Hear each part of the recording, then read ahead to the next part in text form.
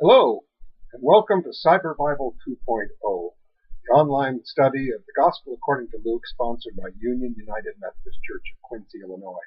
I'm Bob Morwell, the pastor, and in this episode we pick up with Luke chapter 5, verse 27. In the previous incident, Jesus had healed a paralyzed man by first telling him that his sins were forgiven. This massively torqued off the Pharisees in the crowd, who insisted that God alone had the power to forgive sins. To them, this was an act of blasphemous presumption. Who did this jumped-up hillbilly wood chopper and stone cutter from Nazareth think he was, anyway? Luke says that Jesus then does something that probably scandalized virtually everyone. He approaches a tax collector named Levi, also known as Matthew, and invites him to become one of his disciples. Now, tax collectors have never been the most popular of people in any age, but in that time and that place, they were almost universally despised. Not disliked, despised. The taxes they collected went to maintain the crushingly costly Roman war machine, which occupied the land and ruthlessly oppressed the people. The Romans would hire a local who had a pretty good idea about who had money and where it was kept. And their instructions were to squeeze the people for the taxes. Actually, they were pretty much able to shake down the people for whatever they could get, so long as the Romans got their cut. And to back up this empire-backed extortion, they provided soldiers who were willing to take the stuff by force and crucify you on the spot, and maybe your family too if you objected. You didn't even have a chance to call H&R Block or tax masters. So tax collectors were seen as tools of foreign invaders and extortionists. But it went beyond that. Inasmuch as these guys worked for a foreign pagan government, they were also seen as traitors to Israel and the God of Israel. In other words, they were sinners of the worst kind. They were considered so spiritually polluted that they were not welcome in synagogues or the temple. Devout Jews believed that such people should be shunned and avoided, and that contact with them would poison their own souls. Righteous people would avoid such notorious sinners in order to protect their own souls. A Pharisee would certainly not invite a tax collector into his inner circle of students, which is what disciple means. Nor would he enter into such a person's home to party with other notorious sinners. Yet this is precisely what Jesus does. It had to be incredibly scandalous and even dangerous. Jesus, the up-and-coming holy man, decides to pal around with the dregs of society and enter their polluting presence. There had to be some people who were disgusted and horrified by this unexpected turn. Most were probably flabbergasted and confused by it. Jesus responds that the only way to reach these people, who have been written off as lost, is to go where they are. Now, this may sound like common sense, but in this time and culture, the assumption was that if you lay down with dogs, you inevitably got fleas, and that they would eat you alive. Jesus insists that the motive for your association is the key here. He didn't go just to party, but to share a message of hope and new life with people who needed that. He didn't sell out simply by hobnobbing with them. Years ago, I was invited to an interfaith dinner which was being sponsored by the Muslim community in Peoria. Several of my Christian colleagues rather contemptuously dismissed the invitation, which I chose to accept. One of the pastors essentially accused me of selling out the gospel by sharing a meal with those Muslims. One pastor had had a rather bitter experience with the local Muslim community, even went on to declare that we had to be prepared to do battle with them, even to the point of, quote, bringing out our 9mm. The image of Christians whipping out Glocks and blasting away for the glory of Jesus sounded a bit medieval to me. In fact, at that time in Chechnya, Muslim warriors were screaming Allahu Akbar, God is great, while doing battle with Russian Orthodox Christian soldiers who responded by yelling Christe Anesti, Christ is risen, while trading gunfire with them. For some reason, the rest of the world found these images somewhat less than inspiring.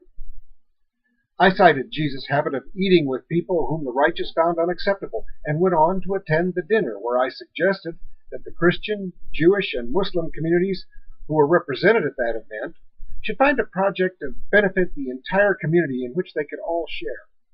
The result was that we came together to build a really cool playground which is still enjoyed by children of all beliefs And the Muslims, who had only seen a hostile face on the Christian community up to that point, discovered that there were followers of Christ who did not hate them, even if we didn't agree with them.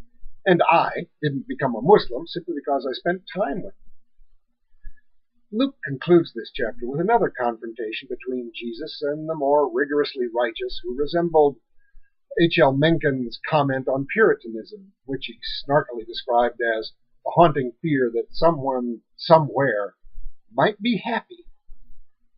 Pharisees demand to know why Jesus and his followers don't observe fasts the way they do and the followers of John the Baptist did. They see this as a lack of spiritual discipline. Jesus says it's evidence of the joy people have over his message of grace and hope. He likens it to the way people party at a wedding. He is not a grim and joyless teacher hawking a discipline filled with rigor and a grim righteousness. He then offers a parable about how the old and new don't always blend together well. New cloth that is not pre-shrunk, and of course back in those days none of it was, could not be sewn into old garments without the material ending up torn and leaving an even bigger hole. You either had to pre-shrink the patch or make a whole new garment out of the new material. We've seen such a struggle in the battle many churches have fought over changing worship styles. The age of sit down, shut up, face forward, and take your medicine as a worship style has alienated many baby boomers and even more so their children and grandchildren.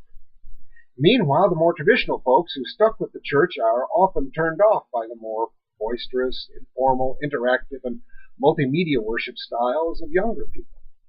Each group can engage in an unfortunate and self-righteous tendency to claim the other is not really spiritual or genuine in their worship. The truth is that they are both sincere, or at least they can be, and should be respected. But we've entered a time in history in which each new generation is a separate culture, shaped by very different experiences and very different cultural and technological realities. Some churches have tried to blend both traditional and contemporary elements into a single service with usually limited success. Many have only succeeded in alienating everyone. Many churches like ours have moved to offer multiple services with different styles, sort of preserving the old garment and adding a new one, keeping the old wine in its original skin while making new stuff in a new skin.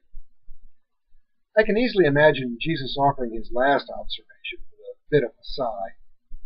No one after drinking the old wine wants the new wine, but says the old is better. Old wine is generally preferable to the new stuff, which is still in the process of maturing, but eventually, especially back then, the old stuff would turn sour. But one scholar has also noted that the old wine usually cost a lot more and was only available to the wealthy. It wasn't available to the kind of people with whom Jesus palled around, the poor and the outcast, folks like Matthew and his friends. The vested religious, political, and social interests of his time were going to resist him and his message, and he knew they would continue to prefer the old wine with which they were very familiar, which allowed them to retain their hold on power and privilege. Some things, it seems, never change, at least not willingly or easily.